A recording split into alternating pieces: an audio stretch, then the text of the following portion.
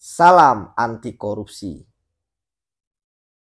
Salah satu daerah yang sudah melakukan rekapitulasi nasional dan menjadi sorotan publik adalah Jawa Tengah yang sering disebut sebagai kunci ya kemenangan bagi seorang capres selain Jawa Timur ya dan tentu saja DKI dan Jawa Barat.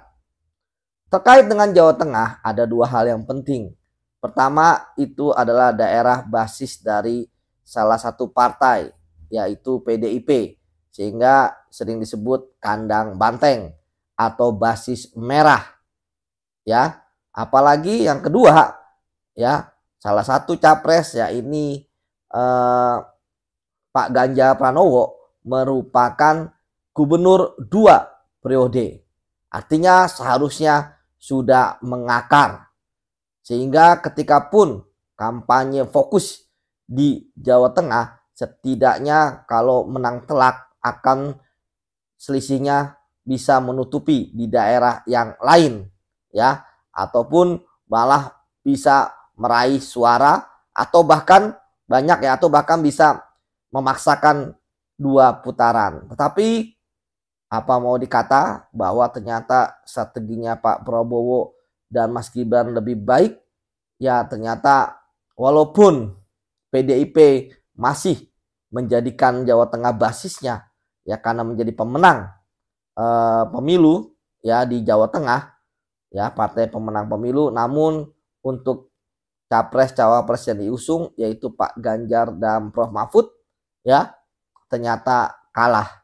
Mereka kalah dari Pak Prabowo dan Mas Gibran dan jauh selisihnya ya, 12 juta untuk pasangan capres ya nomor urut 2 yaitu Pak Prabowo dan Mas Gibran.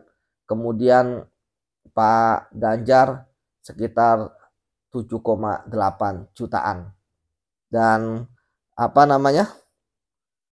Pak Anies sendiri ya hampir 3 juta ya, 2,8 juta. Artinya bahwa sebenarnya banyaklah basis-basis di antara mereka bertiga ya, tapi ya lebih banyak Pak Prabowo. Artinya di sini yang menarik adalah kalau berbeda dengan DKI yang baik Pak Prabowo dan Pak Anies bersaing ketat dan di bawah 50% suara mereka ya. Kalau di sini Pak Prabowo lebih dari 50%, yaitu 53,07% ya. Pak Ganjar 34,34%, sementara Pak Anies hanya 12,57%. Ya, begitulah konstelasi Pilpres yang tentu ini sangat unik ya, berbanding terbalik dengan gubernur, pemilihan gubernur ya, berbanding terbalik juga dengan pilihan orang. Harusnya kan linear ya, orang milih partai tentu capres yang didukungnya. Tetapi ini berbeda, bahwa belum tentu ketika orang memilih partai dia akan memilih capres yang didukung karena preferensinya itu berbeda. Mungkin ada strategi, mungkin ada hal-hal lain ya. Yang jelas ini sudah diketok palu oleh KPU. Kandidat yang merasa tidak puas bisa menggugat di MK gitu kan, atau yang lagi rame hak angket ya. Saya pikir semua adalah hak demokrasi. Ya, kita tunggu saja bagaimana hasil akhir ini. Demikian, salam anti korupsi.